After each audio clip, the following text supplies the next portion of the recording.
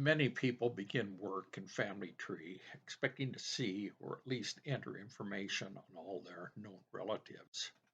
This is the way things worked under the old PAP program in the more in the more recent individual family history programs. Family Tree, however, is different. Since it's a collaborative tree, information in the system is designed to be viewed and modified by everyone. Because of privacy issues, you will not be able to see your sister, uncle, cousins, grandchildren, in laws, etc., even though they may already be in the system. Family Tree is designed primarily for deceased persons, not living.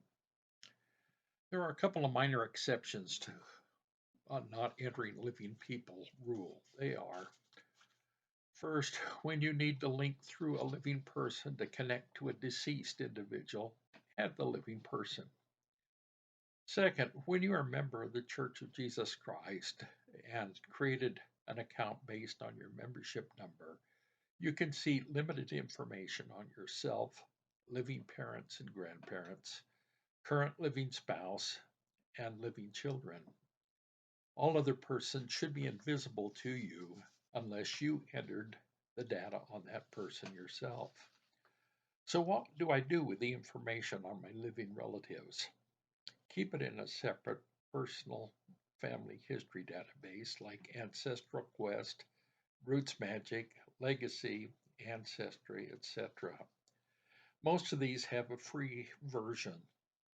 They can be seen and downloaded from the Solutions Gallery within the subheader Family Tree Management. The link to the Solutions Gallery is found at the very bottom of every person page within Family Tree. Why is it a problem if I enter information on living relatives into Family Tree? Now, the information on individuals listed as living can only be viewed by the original submitter. If 1,000 of your relatives all submit information on a given living individual, then eventually the 1,000 entries will have to be merged one at a time. Persons listed as living cannot be merged with anyone else, living or dead. If you die before entering the death information on a living individual, then your information for that person will not be visible to others until 110 years after the recorded birth date of that individual.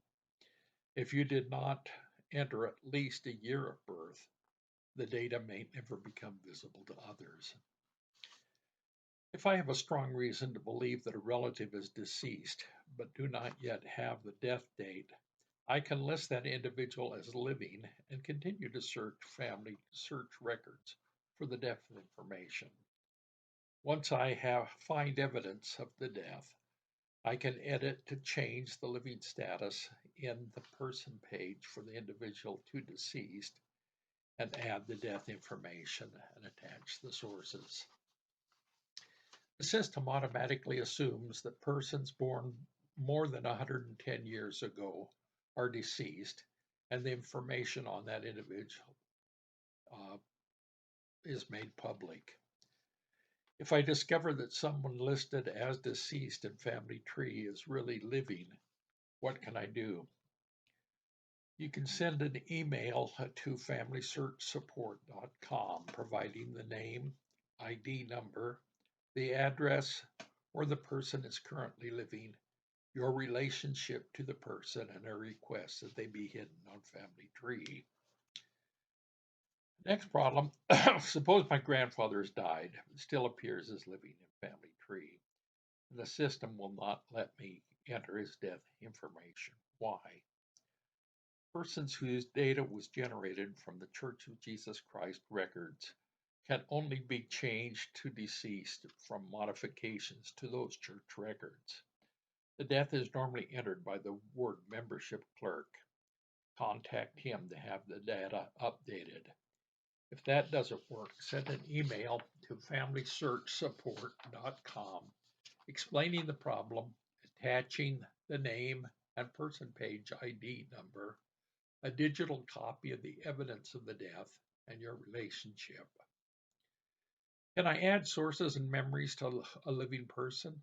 Yes, but the person page and memories will not be visible to anyone but you until the page living status has been changed to deceased.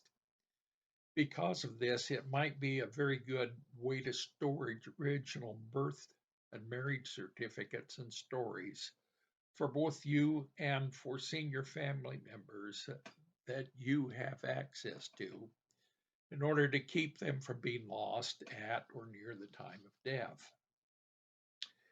Persons born within the last 110 years are assumed to be living until an indication of death is found.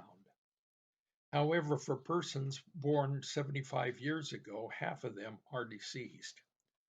For those unlikely to have membership record base IDs, it can be an advantage to list them as living and attach sources when they are in this senior category.